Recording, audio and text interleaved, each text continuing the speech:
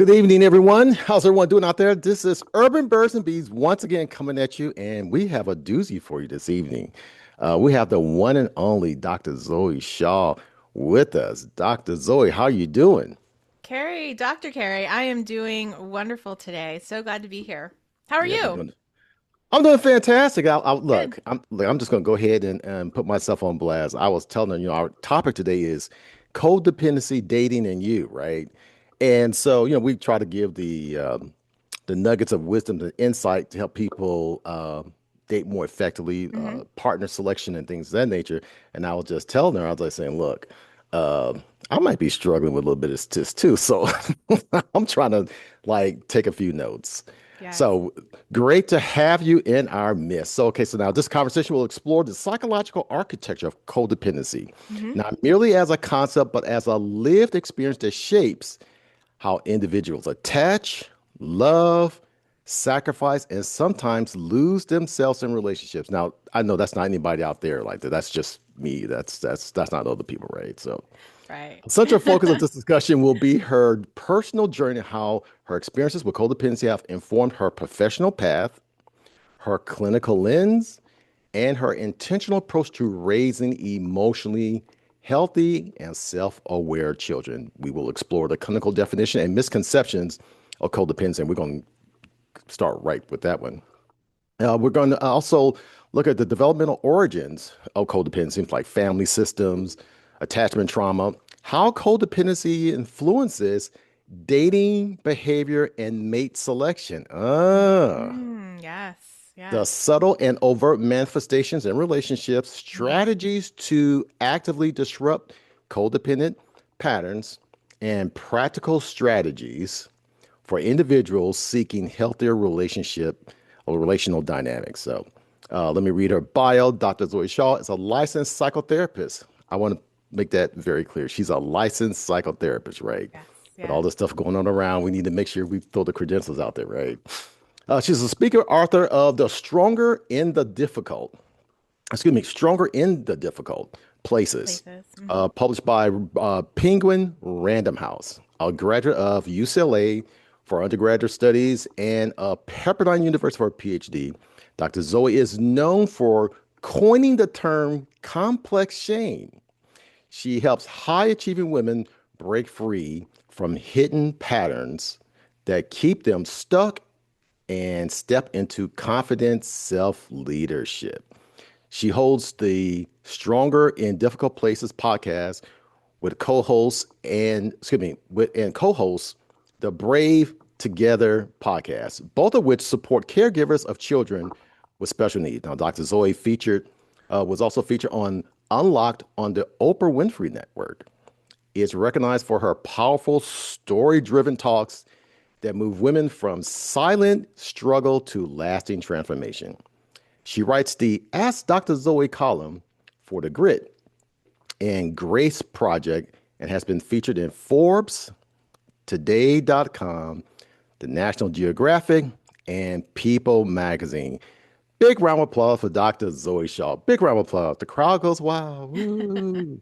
Thank you. So, Thank you, Dr. Carey, for such a wonderful introduction. I just want yeah, to specify that my podcast, my personal podcast, Stronger in the Difficult Places, is for women and men okay. struggling in difficult relationships. And then I also co host a podcast for caregiver moms. That's the Brave, We Are Brave Together.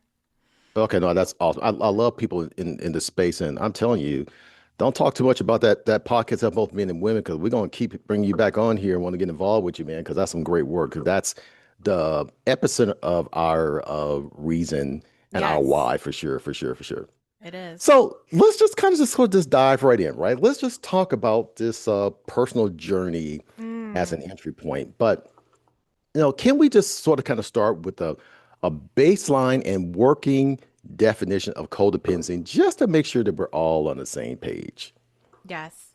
So codependency, we'll go back to where it first started. And Okay. codependency was actually a concept grown out of the addiction model, right? Understanding people who were supporting family members of alcoholics is what it really started out as.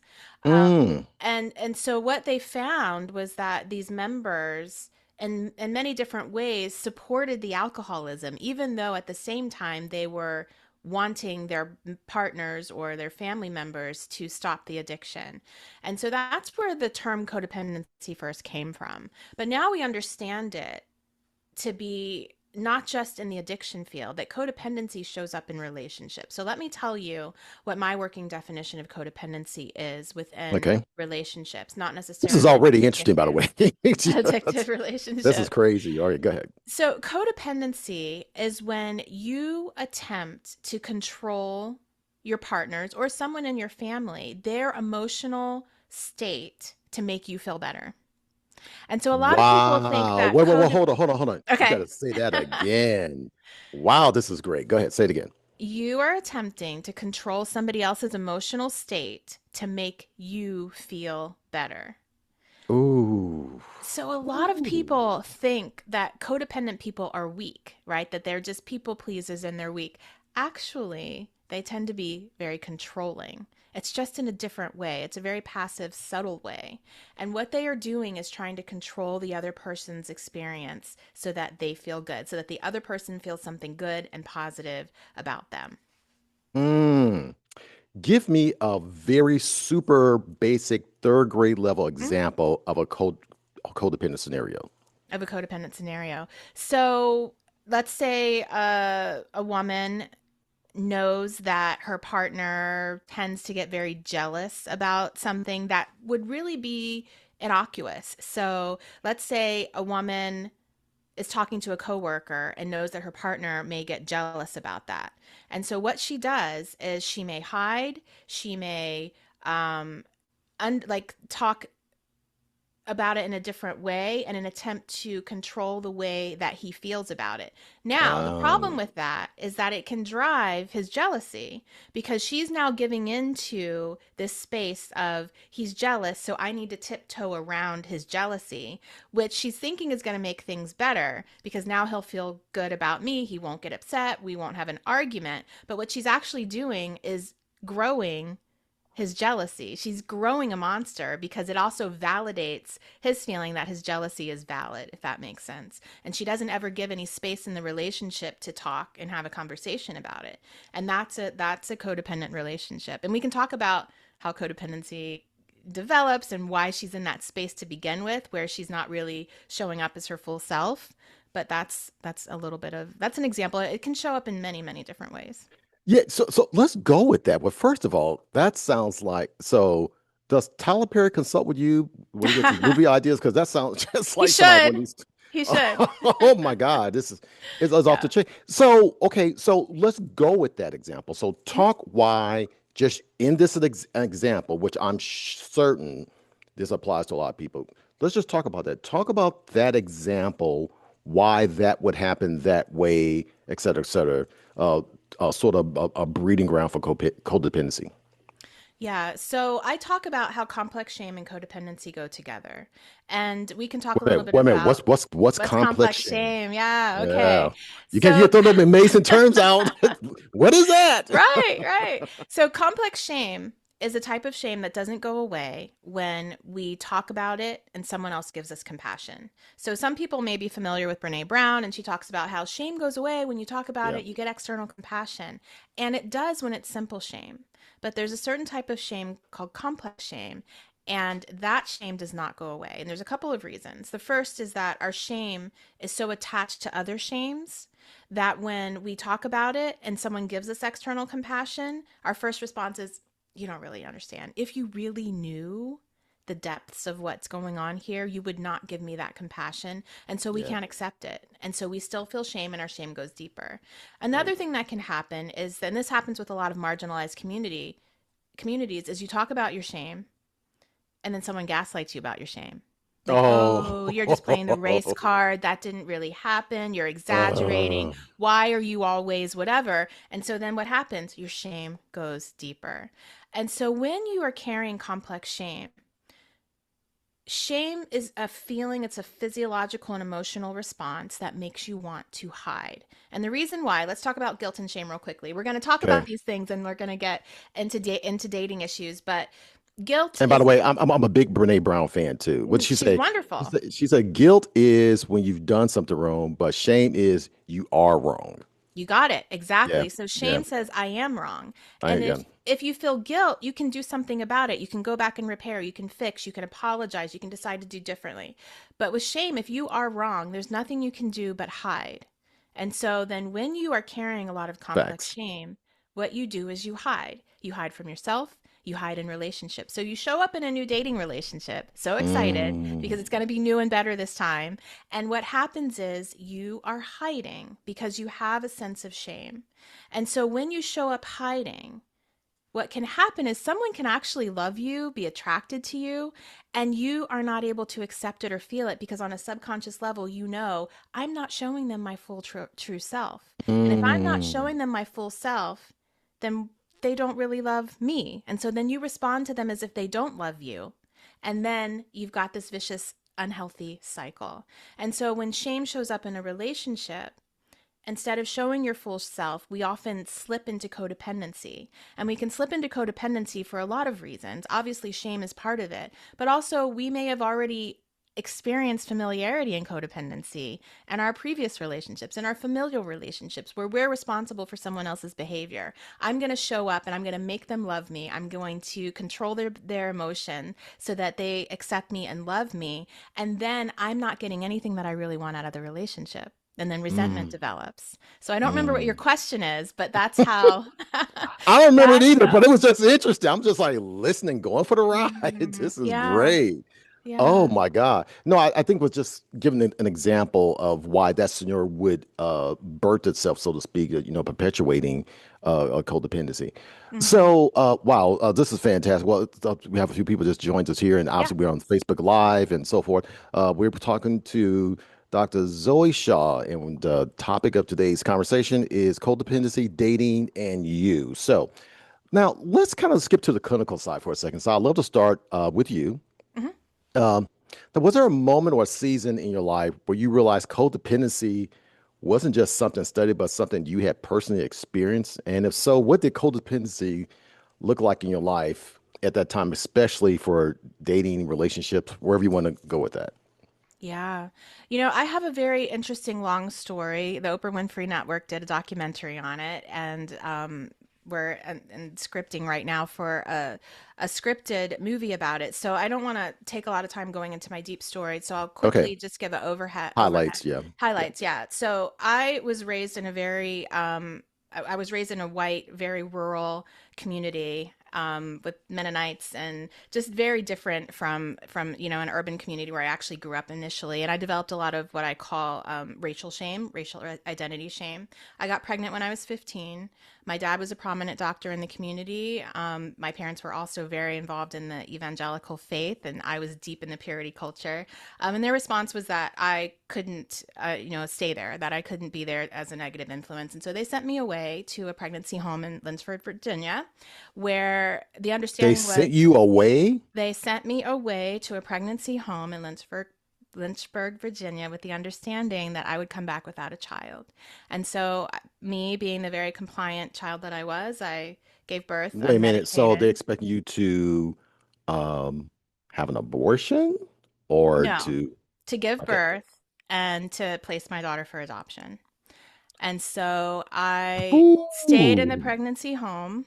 I gave birth unmedicated in a hospital in Virginia. And then I left that unmedicated. hospital to go home to pretend like nothing had ever happened. Yes. And obviously, there was a lot of trauma, a lot of grief, a lot of things that I carried with me home, in addition to now a secret.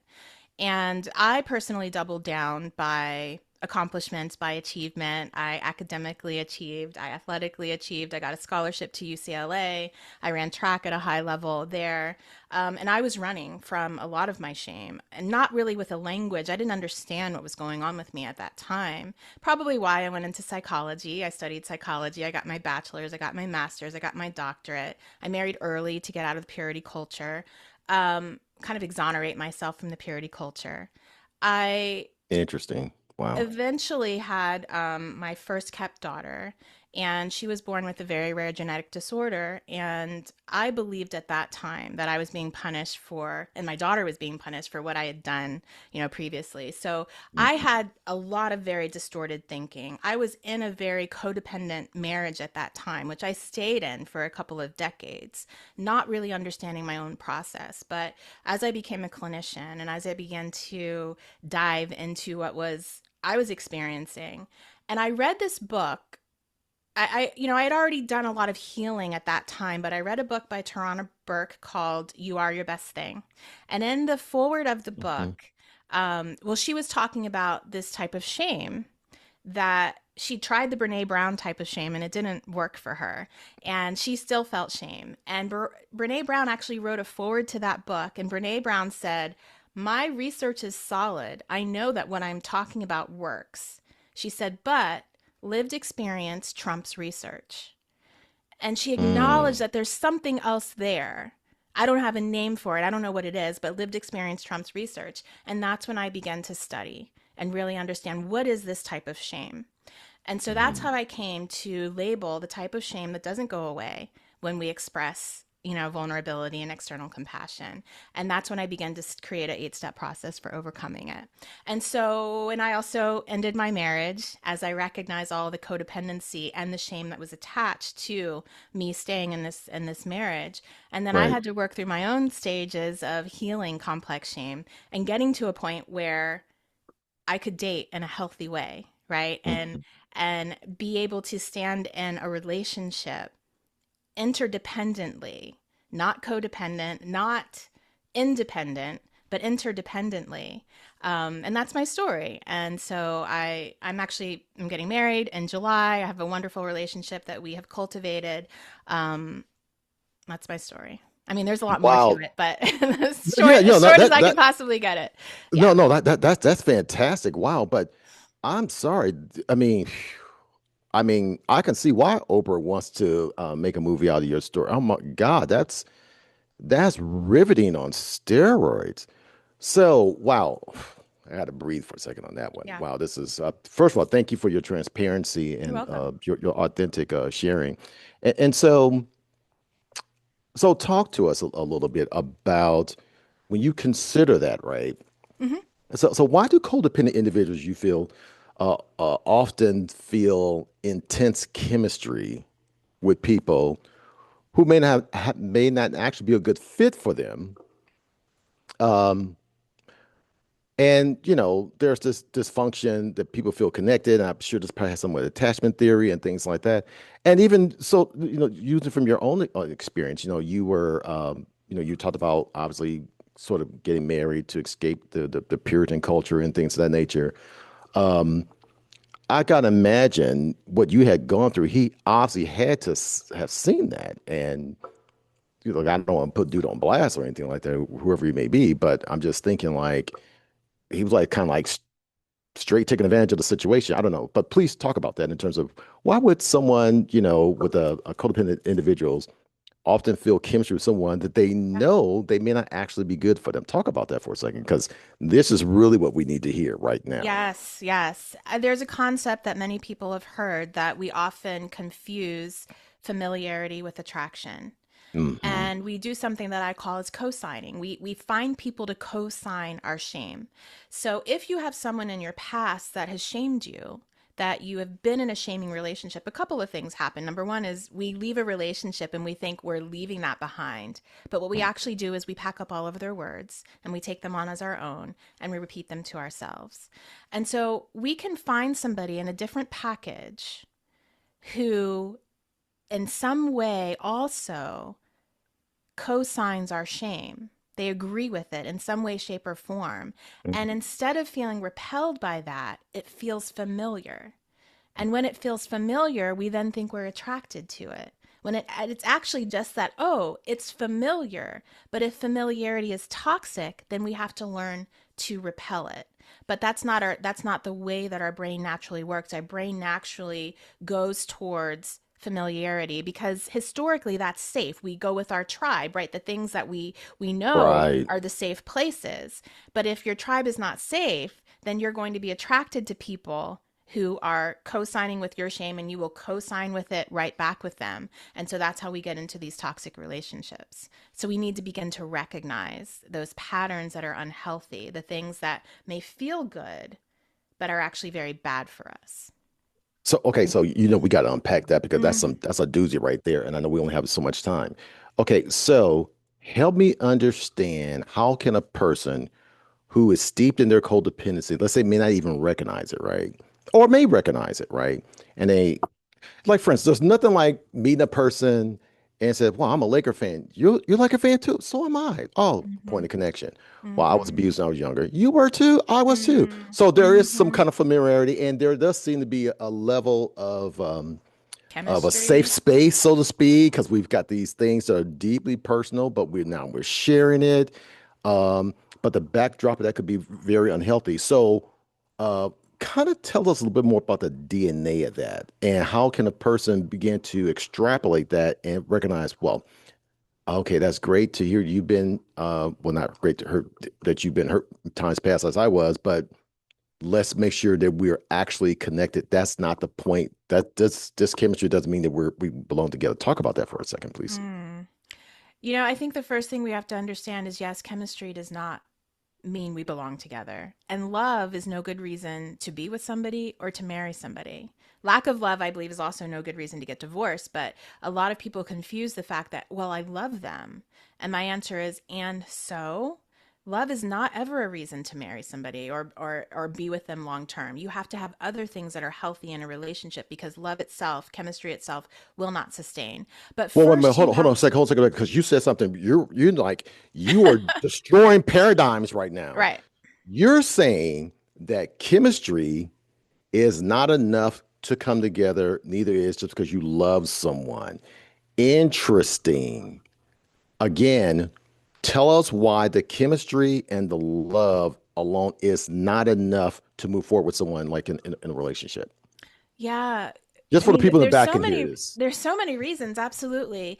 Because someone loving you and you loving them doesn't in any way mean that there's anything healthy there. I like to think of it as, well, first what I can say is that a lot of people when they have this deep chemistry or love for someone, they will then excuse behavior because their answer is, well, he loves Ah, me.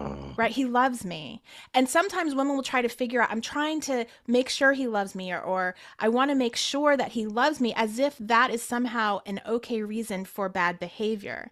And what I say is that if you are standing in the middle of a road and a truck is barreling down at you, does it matter if the truck means to hit you or not?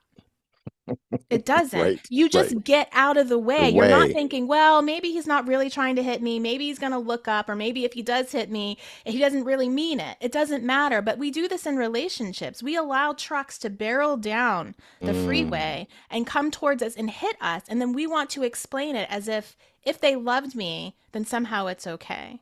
So chemistry and love mean nothing in and of themselves.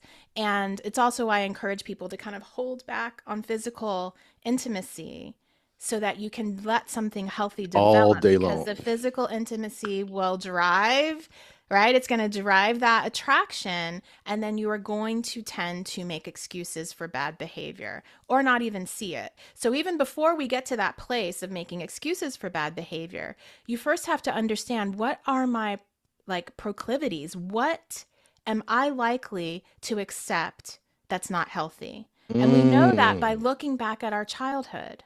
What are my triggers? What are the issues, so that you can identify them when they show up in somebody else's clothes, because they will. They're going to right. show up looking different and you're going to think, "Well, this is totally different," and it's not.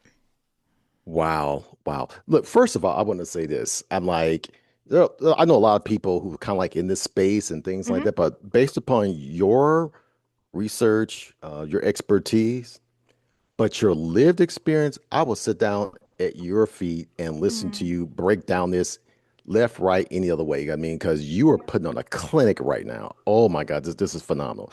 So, I mean, from just a practical sense to Mhm. obviously being a more clinical research sense. So, what are some of the behaviors?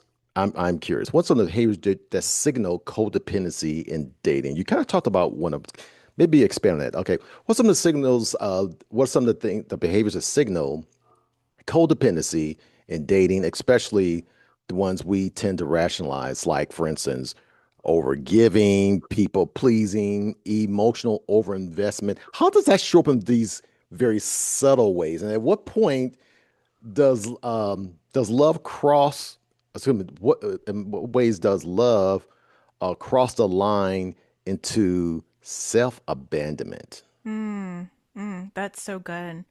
So, codependency can show up as both an avoidant attachment style and an anxious attachment style. You can please explain that Yes. for the people out there and So, myself so I can know right. too. So, an anxious attachment style tends to be needy. It tends to be, I'm going to text you 6 times. It tends to be, where are you? It tends to be, I need, right? And then we tend That to, never happens. people who are anxious tend to attract avoidant people, right? And so the Mm, avoidant style is, I might be close to you, but as soon as we get kind of close, as soon as I reveal something very vulnerable, I'm going to push you away in some way, shape, or form. And that's going to mm, increase the person who feels anxious, their anxious attachment. It's going to increase them moving towards, and the avoidant person is going away, and then we play this dance, right? And there, it's a little more complicated than that, because you can be anxious avoidant. There are lots of things. You can be anxious in some situations and avoidant in another.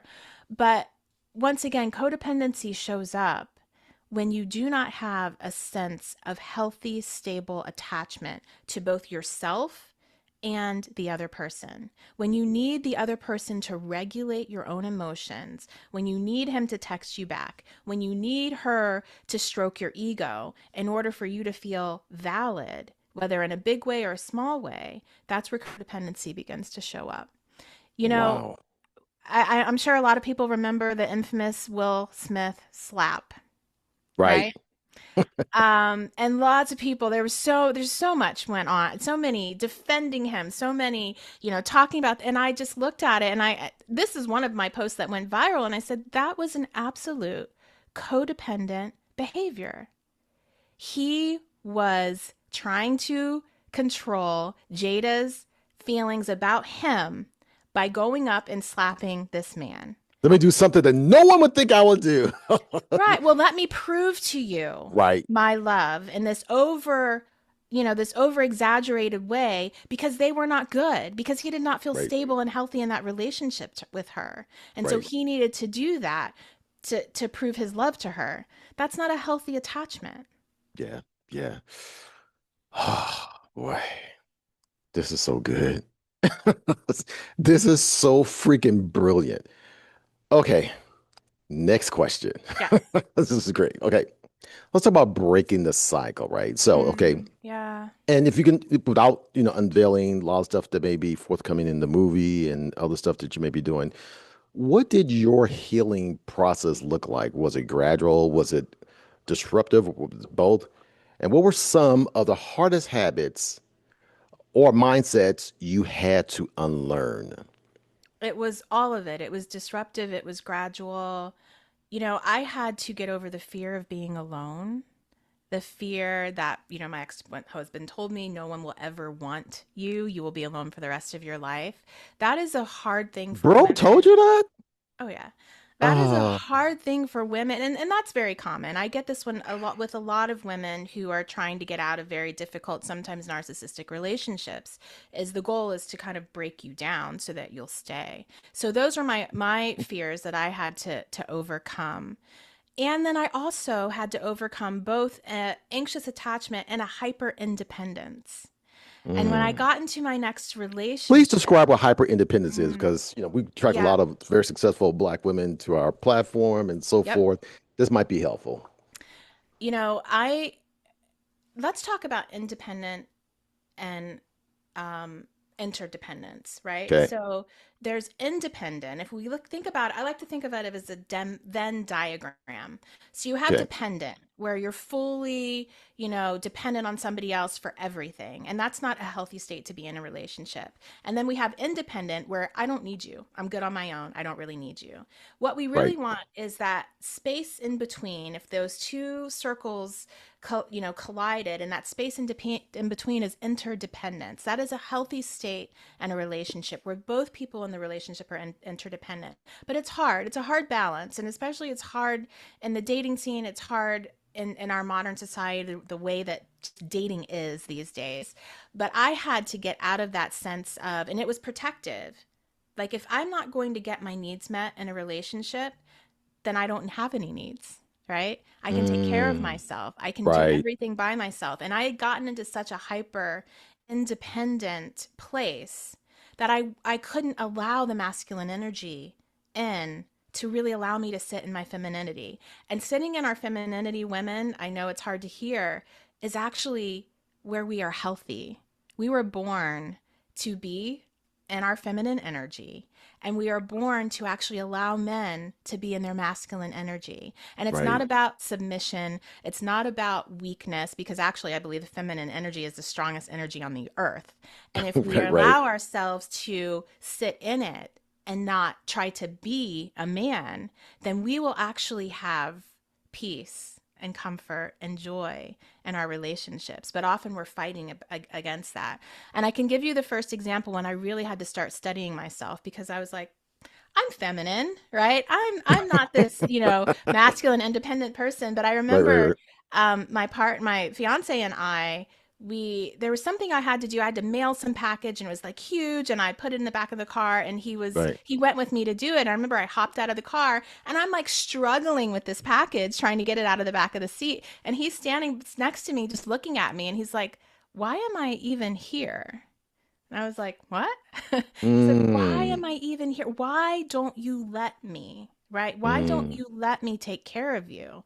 And to me, that was something that I hadn't noticed, that I was so, and he began to tell me about all the ways that I'm super hyper independent, and I don't lean on him, and I don't let him, do the things that he wants to do for me as a man. But that had not been given to me historically. Right. And so it wasn't something that I accepted or felt comfortable with or sought. And I had to do that work. That was my work to do, Mm. to be able to show up in the relationship the way that I needed to. So those are You know, some just small examples. no, I think that's brilliant. That emotional muscle memory, so to speak, right? Mm-hmm. I like the way that how you talked about, um, and I think that's the beauty of a healthy relationship. I mean, that your partner really can be a mirror for you to help you to understand some things that are that you may not recognize. So some of those blind Yes. spots in that regard. And I'm certain. And look, I'm co-signing everything that you just said. Particularly, so like you guys may not know, but last week I was on Dr. Zoe's podcast, and we're talking about male vulnerability. Mm-hmm. Mm-hmm. And I talked a lot about like men's need for safe space and not feeling as Right. though they. Well, I think the same thing exists with women, whereas one reason Yes. that probably blocks their ability to really just step on them and be feminine is because they really just haven't seen a lot of men have them in just Yeah. the Yeah. smallest ways. Mm-hmm. From let me get my own door, let me not expect that somebody's going to open my door for me, or things like that. And in this case where you talked about, carrying groceries or whatever it may be, and so forth, and he's just kind of letting back. And I mean, the opportunity to sort of step back and be disappointed. And I guess that happened with both genders, but it's interesting. Unless that's sort of rectified, we'll continue to be steeped in the things that we don't really serve, that won't really serve each other. To your point, that you're really more powerful when you're in your feminine, and when you kind of step out and get to that safe space. So the same thing with men. Wow, this is great. Yeah, I So, think the important thing to recognize is that he is strong enough, my fiance, in his own confidence of who he was, that he didn't do what some men might do, is get hurt and offended, right. right? And then have some type of passive aggressive behavior, or just give up and be like, she's Yeah, got right, it. I'll just let her right. do it. He was able to challenge me in a very healthy way. And so it's important for both of us. And I was self aware enough to go, Wow. Yeah, I'm doing that. I see it. I didn't see it. Thank you for pointing it out to me. And so that goes back to we've got to really cultivate healthy relationships with ourselves, a deep understanding of ourselves so that we can show up in relationships healthy. And that doesn't mean we need to take years and say I'm just working on myself and I'm not going to be in a relationship. Right. It just means we need to be intentional about really getting to know ourselves. Yeah, yeah, yeah. That's great. First of all, it sounds like you're in an amazing relationship. Congratulations on that, and congratulations on the upcoming nuptials that you're about to take on. And then the other part is, I've always sort of kind of like said this, you know, the real us shows up how we deal with other people Mm-hmm. in our imperfection or Yes. in Yes. their imperfection. Mm-hmm. And Mm-hmm. things of that nature. Because it's almost like we talk to people and we feel as though that everything is going that needs to be a certain way, and he's got to have this or she's got to have that or whatever the case may be, and that's just not true. What did you or how did you in this journey in terms of healing? How did you begin to redefine healthy love and what it looks like? Hmm. That's a good question. I don't know that I had to redefine it. I just had to believe that I could experience it for myself because as a clinician, I knew what healthy love looked like. I could see clearly I was not experiencing it. But wait a I minute, but hold on, Dr. Zoe. Mhm. See, let me Challenge me. just Yeah. slightly challenge you there on that one. Yes. What were the building blocks that led you to believe, I know this exists? I know this exists. I know this exists. Did you see it in a movie? You saw some friends? I mean, it may not so much that even it's top of mind. You just probably were just doing, I don't know. Was Right. it because of your research or things like that? Well, that I'm really asking and just Hmm. pushing on you like this because the people that are listening to this Yes. now and that are Yes. going to hear this. So. I think it's such a good question because people who have not seen it don't really believe that it can exist. And I Right. hear that viewpoint. All men are. This is how all Yep. relationships are. And it's just not true. And so Not the true. first thing I want to say is stop believing everything you think. The reality is that we are steeped in our environments, and so we believe that our environments are the world. Our environments are a representation of things that we have seen and experienced with our senses. It is not a representation of what is real in the world. And I can guarantee you, Dr. Carey, and me, Dr. Zoe, and anyone listening, that there are plenty of beliefs that you have that are absolutely not true. Absolutely. It's not Oh, possible for one person in the world to have everything figured out, right? And so I know that there are things that I believe deeply that are not true. I will stand on them until someone convinces me differently. But if you're able to open yourself up to the idea that there are things I believe that are not true, then can begin to get to a point where maybe there are healthy relationships out there. Maybe it is a possibility. So I'll answer your question directly, though. I had the privilege of having a model and my parents. They had a very healthy relationship. They had a very good partnership. And I believed that that was something I could obtain for myself. What I wasn't aware of is what the aspects of it, like what the aspects of the relationship and the two people that came together were that made it. So I just assumed, oh, I'm going to get married and we're going to do those same things. And I mm, continued to do the things that were modeled in my family, whereas my partner, absolutely not. And so I thought I could carry a relationship by myself by doubling down. This is the codependent part. I'm going to double right. down. I'm going to do better. I'm going to work harder. And he's Right. going to come along, right? Which never happened. And so I did have that beautiful example. And over my many decades of living, I have seen healthy relationships. Now, I've seen a lot of unhealthy relationships, both in my practice and outside of my practice. Sure. But if a healthy relationship exists, if you can see one somewhere, then that means you can create one as well.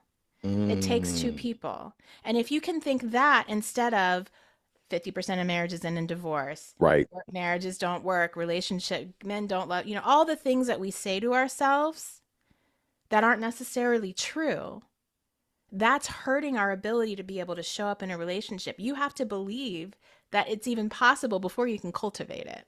Yeah, yeah. It's interesting too. Man, first of all, this is so good. Thank you. Um, we use that expression glass half water, half Yep. empty, half Hmm. full, right? Hmm. You can't tell me most folks, and particularly when it comes to relationships, they almost automatically look at the glass being half empty. As a matter Yeah. of fact, as a matter of fact, I said, and I could did some research on this. I mean, businesses, first time businesses, they'll start out and they go belly up at some sort of 70% clip or Yep. some kind of very high clip, right? Yes. I'm yet to see a seminar that discourages people from starting a business. Yes, that's so true. That is I so just true. show me one, right? Hmm. And I Hmm. love what you just said too, and I love this whole thing about the ones, right? You only need one positive relationship to believe that it can exist and it can happen. Hmm. And it's funny because I'll talk to different women and tomorrow as well. There's no good men around. The pickings are slim and whatever. You hear all this kind of crazy stuff. I say, okay, well, you only need one guy. So we're not saying picking all the guys. Just need to pick Just one. need one. I love that you say that because when I work with women, and I love to work with women who are struggling in dating, and I Sure. talk to them about using dating apps, and that dating apps can be a great option to enhance your dating life. And I always hear, oh, they're trash. Oh, there's all these. And what I tell them is, I say, listen, think about a dating app as a junkyard. You can Mm. go to a junkyard and you can go and kind of peruse through and you can find some gems in a junkyard, but you've got to go through the junk Yep. and it's worth Consignment it, shops wherever, right? Yeah, it's worth it. And so if you kind of flip your lens from it's all junk, it's all terrible, men are, to I just want to find that gem in the junkyard, then you're willing to go through the junkyard and you're also not going to stay with the junk when the junk shows up. You see it, you recognize it for what it is, and you move on. And it doesn't have to be this torturous process if you look at it in that way. You know something? I want to tell you something. I'm Hmm. not going to tell it to you now, but I swear it's like God just dropped it into my Hmm. spirit. And it's specifically for you, but we'll talk Hmm. about it after this podcast. Okay, Okay. so now I know your fiance is very important to you. You're about to Yes. become Mrs. whoever his last name is. Yes. But something that's probably even more important to you, I would imagine, would be your children, right? Absolutely. Hmm. So, before we get to that, I wanted to ask you about something. You talked about that your parents were great role models. They So, were. with all due respect, I kind of want to go there. Just want to ask this, right? These are your same parents that sent you away, Yes. and which is in many ways, if not exclusively, a significant part of the epicenter of the the the um the the ground that birthed your codependency, so to speak. Yes. Is that safe to say? Absolutely. That's so safe to say. So I mean, so that is so completely accurate. okay. So how if you could just share how you were able to compartmentalize the amazing relationship that you said that you were able to as a model from the devastating emotion, because I know some people were probably just like, shoes, I'm divorcing my parents, I don't ever want to see you again, blah blah blah. I'm never gonna and burn everything. How were you able to I mean, because you talk about right now as if we hadn't heard that story. It sounds like you're in a phenomenal place with that, right? Yes. How did you get there? Please share that. That's such a great question. Um, the first thing I have to say is my parents were the impetus for all of my shame. They created the shame that I carried into my adulthood. Absolutely. And the reality is that you can be, and I also am not going to say that my parents were not great parents. They did the very best they can. And I come from a place both clinically and personally that an understanding that all behavior makes sense in its context. So I fully understand the decisions that my parents made that they thought were the best decisions. Now, do I have a lot of grief, trauma, shame, anger that I had to process as a result of that? 100%. Also, so my parents weren't perfect parents. Right. In no way, shape, or form did I ever say that. But you can have a really great marriage and be a really terrible parent. And you can be have a really terrible marriage and Marriage, be be a a great really parent. great parent. And Yeah. so those two actually don't necessarily, coexist. Now, I'm not saying Mhm. my parents were terrible parents. I think they made a mistake. Right. and doing the best they could with great intentions. And clearly, they raised some phenomenal children, me being one of them. Um, but they had a really amazing model for a marriage. They have the best marriage I've ever seen in my life. And yet, as you know, a joint partnership, they made a really bad choice. Yeah, yeah. And the other part of, first of all, thank you for sharing that. But the other part of that is that, for those of who come from very churchy religious backgrounds, Yes. there may be times that there's the pressure of the church and what Yes. the church folks Yes. think and what the mother church think, what the pastor gonna think, and whatever else. They almost like forced to do it, so to speak. And although they're going to Yeah. preserve the child and things like that, they may have felt like, well, this is a godly thing to do based on a very difficult circumstance. And obviously, probably not really having a hands on the pulse, really what that would mean or how it would impact you emotionally down the line and things like that and so forth. But yeah, I mean, parents, I don't know where we get this from that parents need to be perfect and Yeah. we ain't perfect. So we can make all these freaking mistakes, But they but can't. they got to walk on thin ice. Yeah, Yeah. whatever. Anyway, back to your amazing children, right? I was going to get to the question. Okay, so one of the most powerful aspects of your story is how you've taken ownership of your growth as a parent, right? Yes. So please talk about how intentional you've been ensuring your children don't inherit those same patterns. That's so good. You know, one of the things I've tried really hard to do, because as a clinician, what I understand is that often what we do is we swing pendulums in generations.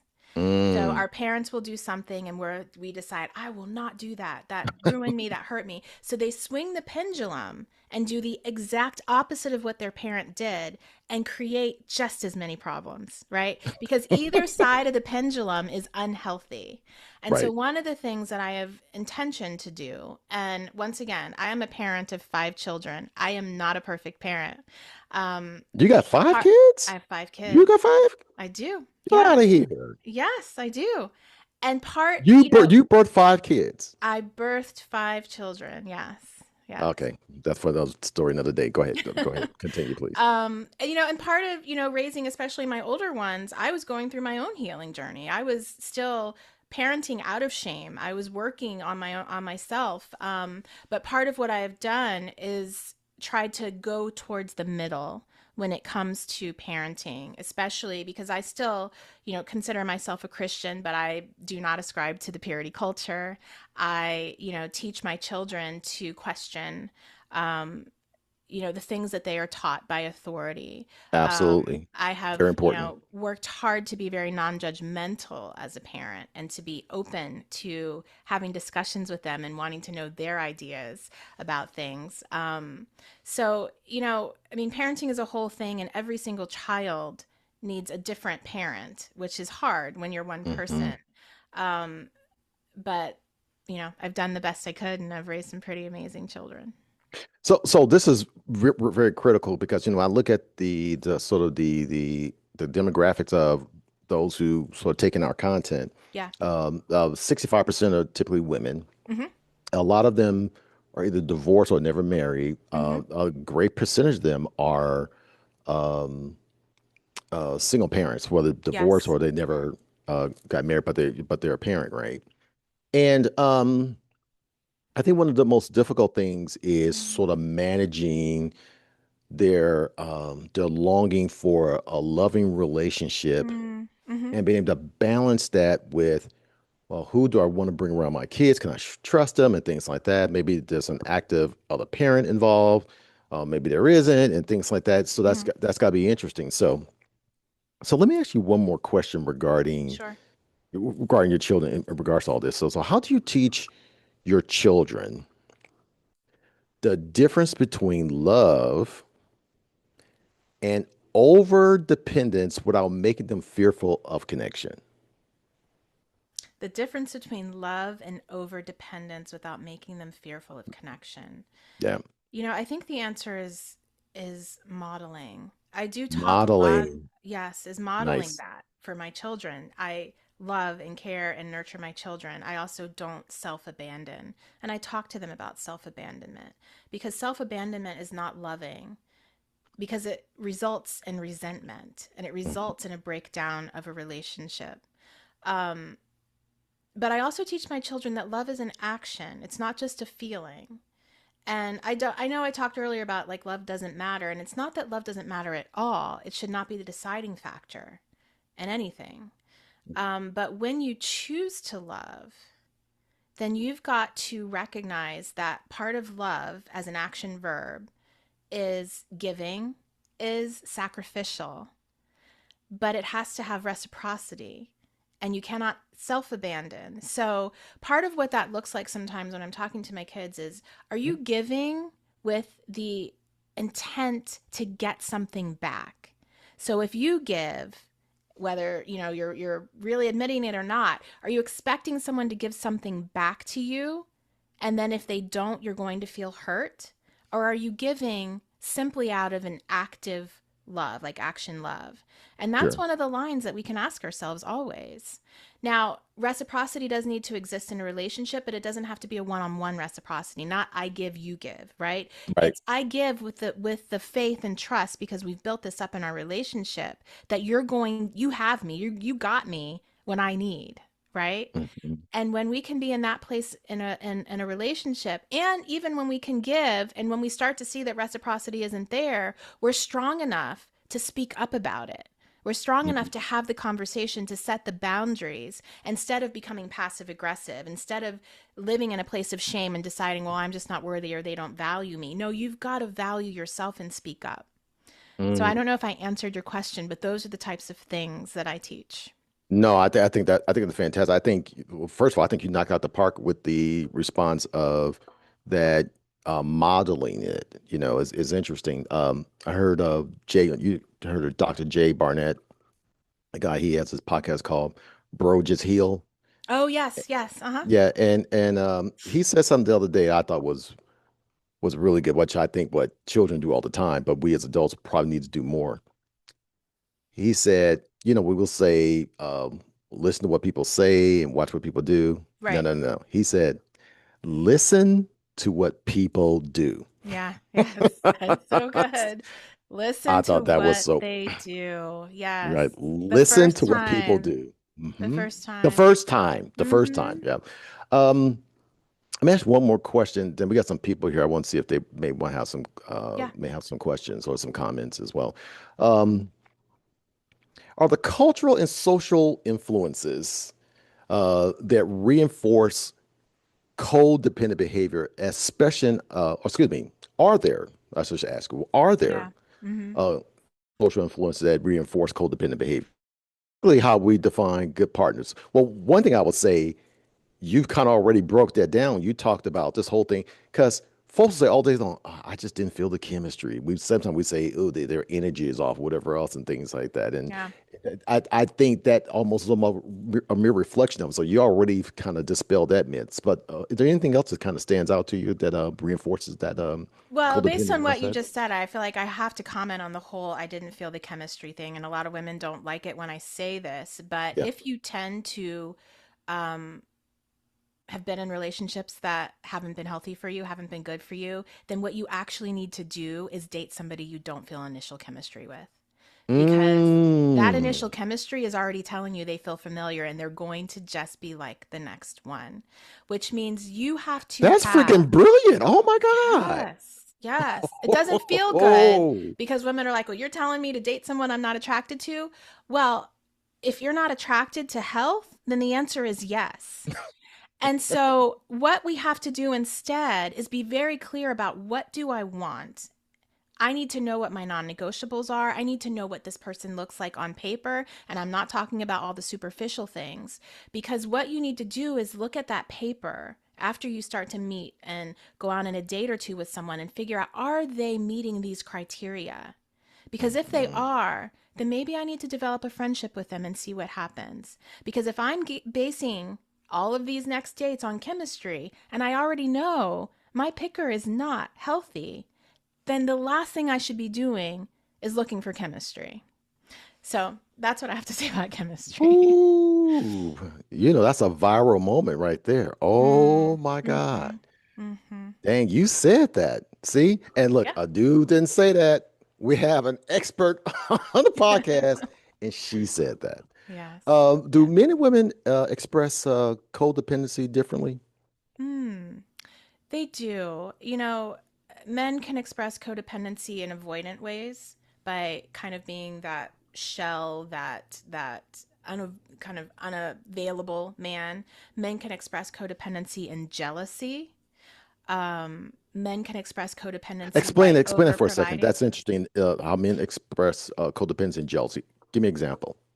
Yes, I'm going to control her emotions, the way I think she feels about me by making sure that she doesn't feel anything about anybody else because that's that insecurity and the shame. I'm not good enough. So I need to make sure that she's not attracted to anybody else, that she's not talking to anybody else because I need to feel good, right? Okay. So how That so how so how might this codependent man attempt to do that to shut it he down with all can the other men? begin to isolate her in relationships by talking about, Oh, you said the yes, I words, I isolation. did. I did. Oh, Isolation. Yes, if I isolate her, if I make sure she's not talking to those people, then I'm not going to feel, threatened that maybe she's going to find something better.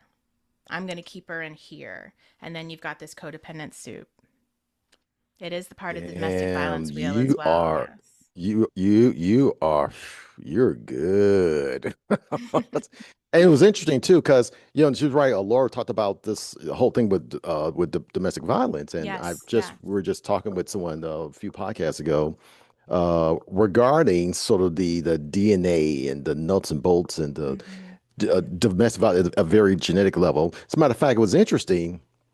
She was a very educated woman. She went to Stanford and so forth, Mm-hmm. highly placed. Matter of fact, she talked about how she was even um, worked in the women's center on campus where they Mm-hmm. were Mm-hmm. trained to deal with, Mm. Yes. situations like that wherever else. And she talked about while she wasn't really, I think she experienced all of it, but she talked more about the emotional abuse that Abuse she that went she was through and the prison that she was in. And so it's not like a woman who is not all that intelligent or comes from a challenged background, something like that. in. Mm-hmm. Probably the cream of the crop women and so forth can find themselves in this. And I think it was some lady on a TED Talk talked about how some guy she was about to marry, and a couple of days before they got married, he was smashing her head against the car window. Oh my And she goodness. stayed in that Yeah. relationship for years and things like that. So this is crazy. Really quick, we got a few more minutes.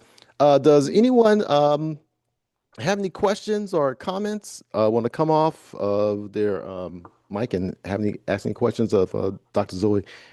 This has been ridiculously. I'm gonna play this back and back. You have like, Thank you. woo. Hi. This is. Hey, Carrie. Hey, both But you know Dr. you Carrie, Dr. you Zoe. got come on. You got to come on camera. Got to come on Oh, camera. Hi, sorry. Hold on. Clara. Let me get myself together here. It's okay. Hi.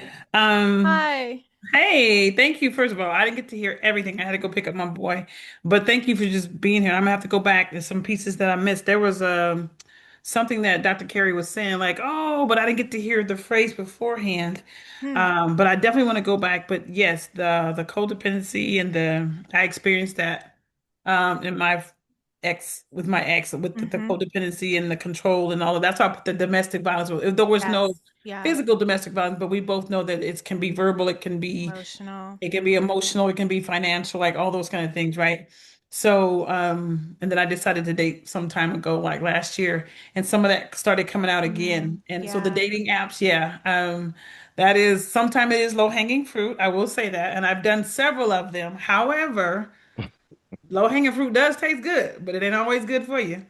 But You got to get through the still low going hanging through there fruit. and just Yeah. giving it, like you Hmm. said, the junkyard, there are some gems in there, and I still believe that I will eventually find one. But I'm glad that you said that as well, because I've been on probably three or four, and I keep getting the same Mm. ones, but that was, I should say, reaching out to me, right? Mm-hmm. But Do yeah, you reach out, by the way?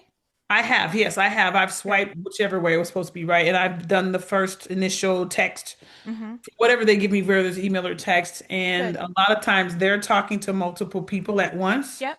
As they should be. And And it's hard for me to do something like that. I need to concentrate on the one because otherwise Yeah, so No, Dr. Zoe, I'm no, curious. no, no, no, What's no, your no, idea you about that? What's your don't. thoughts about that? No, What's you your thought don't need about to that? concentrate on no, one. I'm saying for my, I know how I am. It's hard. I'm better one-on-one than I am trying to do a group thing. So that's why I didn't have multiple to speak to. I did try to once speaking to three different guys, and I accidentally over the phone asked him a question about his job. I said, "Well, no, I thought you were XYZ," and he was like, "No." So I just know that's not my thing. So it's just easier for me to kind of break it down that way, or maybe have somebody else open up two different accounts and kind of do that for me. But I know that's just not me, when Okay, it comes to that. But I'm not against it. I just know how right. I am. And, Right. that's not a bad thing for you to say, oh, I must have said that with somebody else, because these are not secrets. And so I Right. would Right. encourage you not to focus on just one person, just like Hmm. you don't just have one friend, you don't just interact with one Right. person every day. Because when you're focusing on one person, you can easily slip into that codependent place where you're way more Correct. invested in them than they're Correct. invested in you. And so, Hmm. in the early stages of dating, when you have not committed to anybody, you should absolutely be talking to multiple people so that you Right. don't get like artificially Yeah. attached to Hmm. somebody too early. And it's okay. This is not cheating. You have not Right. committed yourself to anyone. It's telling people, I'm talking to multiple people. I'd Hmm. like to see, where this goes. And if you make a mistake and say something that you said to somebody else, it's okay to just admit that. But I hear you saying that, that it's hard Yeah. for you. But I would just Yeah. encourage that. Thank you for that. Yeah, You're that's welcome. awesome. Well, it's interesting because a lot of women, they are there are a lot of actually that's probably for another podcast. I probably should just save it. So I'll leave it alone. Let's say that that's great advice. So we're about at our time. Mhm. But Dr. Zoe, I mean, wow, this time flew by. Could you just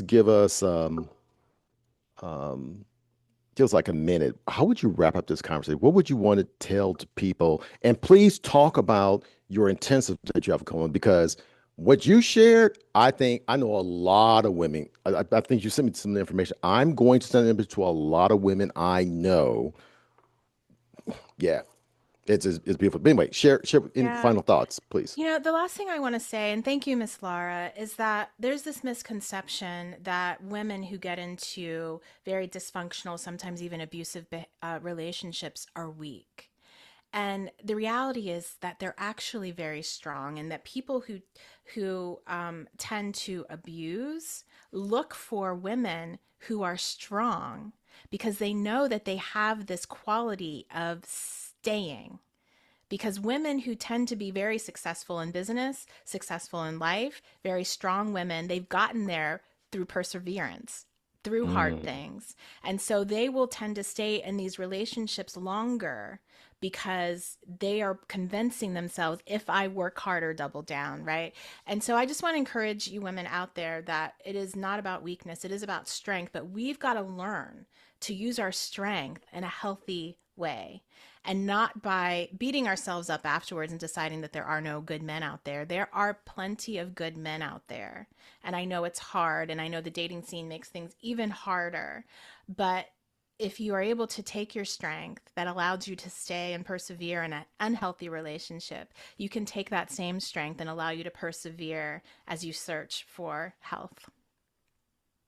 So Laura said here said, does Dr. Zoe need a new client? Asking for Well, myself. I would like to talk about my Stronger Woman Intensive. It starts Please June do. 1st. It's a Please 90 do. day program for women who have struggled with codependency and complex shame. And so I can give you that link. You can check it out and register. And I'm excited to bring women along in this 90-day program and really help work through all of these things. And you're gonna be doing something for the bros pretty soon too, as well. I need to. I need to. I We'll love we'll we'll my we'll, men we'll that I talk. work with. Yeah. We'll talk about that. And Yeah. so, if they want to reach you, is drzoeshaw.com or how do Yes. they reach you? Yes, drzoeshaw.com. I don't have the link for the intensive right now, but if you get on drzoeshaw.com, there's a place where you can contact me, tell me you're interested in the intensive, and I will send an email about it. Wow, this is fantastic. Well, anyway, so everybody, big round of applause for Dr. Zoe Shaw. Woo, crowd goes wild. Thank I mean, you, this Dr. has been Carey. thoughtful, interesting, enlightening, provocative. sobering in a lot of ways as well. Thank you, thank you, thank you. This is one of the most amazing podcasts I think we've had to date. So thank you for Thank you. indulging us. So again, this is Dr. Carrie Neal with Urban Birds and Bees, and join us next week, I believe it is.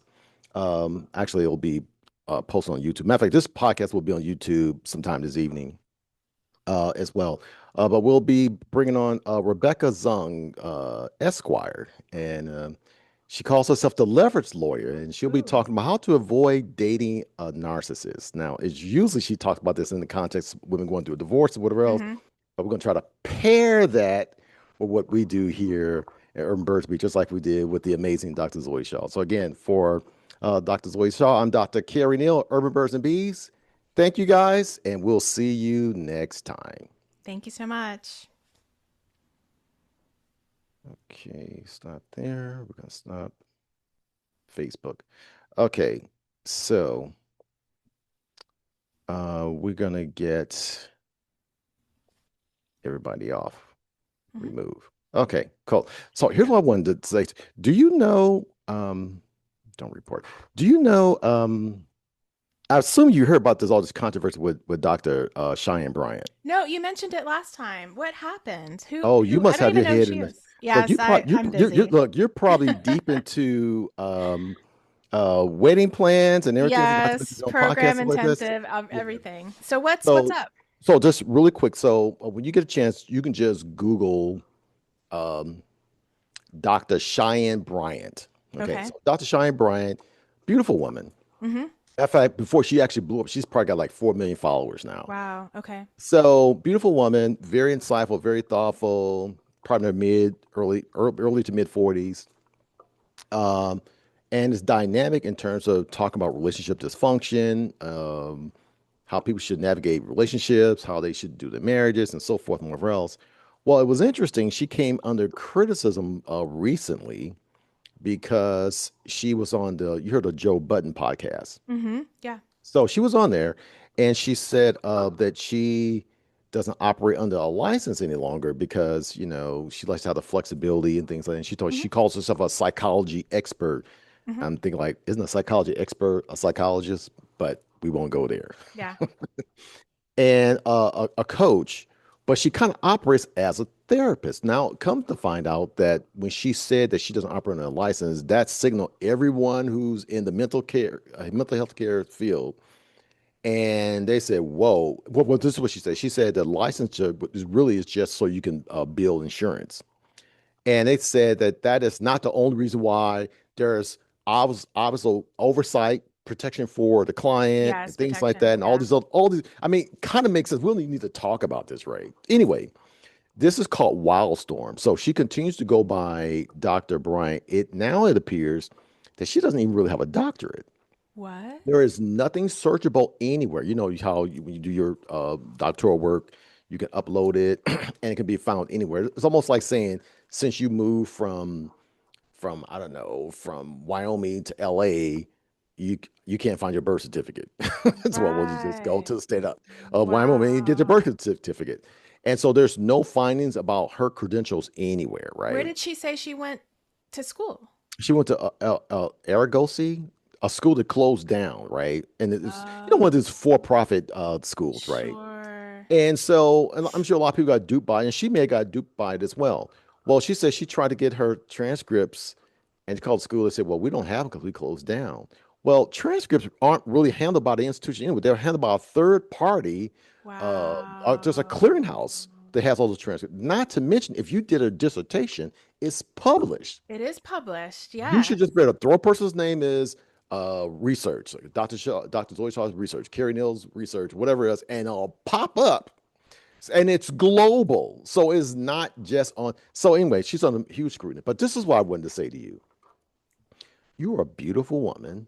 Thank you. You are about to get married. And here's another thing that's powerful about you that really positions you. Hmm. You're about to get married and you have 5 children. Yes, I do. You are going against anything and everything that people have said oh, you got a couple of kids, but you'll Mm-hmm. never get married again and things like that. Here you are, you Right. have a thriving podcast. You probably do very well in your business and so Mm-hmm. forth. Mm-hmm. You're raising lovely children. You now got this partnership going on with Oprah and other things like that. I'm telling you, to the degree that you think this might be something that you might want to do, and you oozing with credibility, not just from your credentials, from your freaking life. Mm. You're Yeah. transparent, you're powerful, you have an amazing disposition. There is no, first of all, I want to see if there's some way that we can work together in some way. We can talk about after get married sometimes like that, whatever else. Because I should be getting married too. I got stuff going on. We'll once that clears up, we'll see how that goes. But yeah. Okay. So Congratulations in yeah, yeah, advance. it would be great if we all just went to go do dinner. That would be Mm-hmm. really great, right? But Yeah. anyway, but the thought is, I'm telling you, there is a subtle way because a lot of people are now are disconnecting from her because Mm. I Yeah. mean, That's too bad. folklore is not the way to deal with a lot of different dysfunction, and it's not to like totally poo-poo of folklore. Mm-hmm. Mm-hmm. But if you're not really trained, skilled, and licensed in that stuff, I mean, and people are probably paying her big money to deal with her. Yeah. Right. I'm just saying, if you, what you just shared right here today was super powerful. Oh, good. If you would sort of broaden, I mean, it doesn't mean that you stop doing what you're doing, but maybe consider expand because your stuff goes hand in hand with it, with Mm-hmm. dating and Mm-hmm. relationships. It's hand in hand with it. Mm. You're dealing with people's where people are, and this is not just black women. This is all women in terms of, and particularly you dealing with powerful women. By the way, you know Dr. Carla Michelle. She. That name sound familiar? Yeah, I know She's Carla.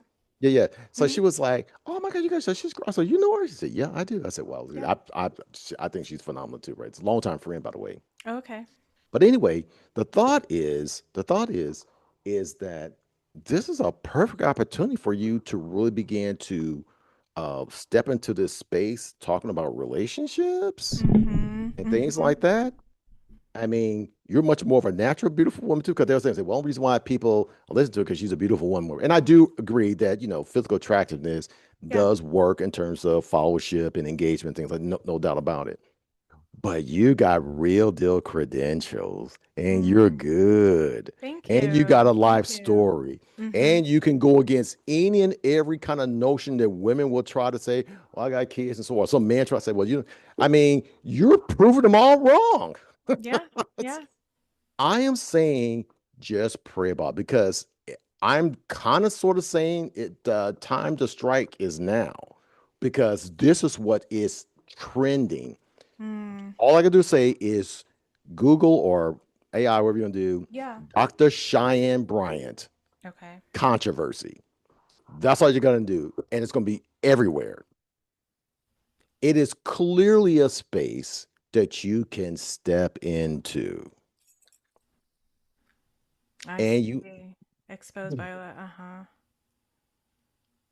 And she was just on the Breakfast Club, and then on the Wow. Breakfast Club, because she was trying, she had a new book, right? And apparently it went number one on New York's bestseller, whatever. Fine. But anyway, she was on the Breakfast Club, and they straight asked her because Breakfast Club's going to ask you Oh yeah, everything. they're gonna ask you.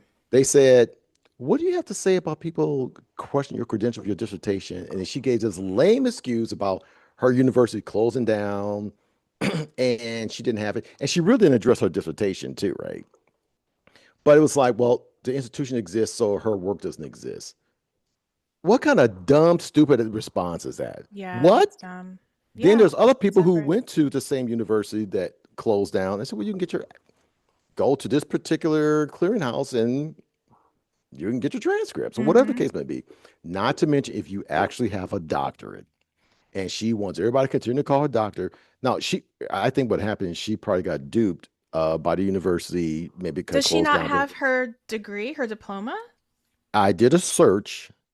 And according to all kinds of searches that I've done, AI, things like that, they said there is no findable, searchable evidence, not only of her not having a doctoral degree, not even a master's degree. Oh my goodness. She might have a master's degree. She absolutely does not have a dissertation. Wow. Okay. Interesting. You I will can't check tell me, that. look, we went through to get our doctorate degree. Yes. I I know. mean, Yes. literally sacrificing our lives and everything else Mm-hmm. like that Mm-hmm. to concede and give our allegiance to Yep. that process.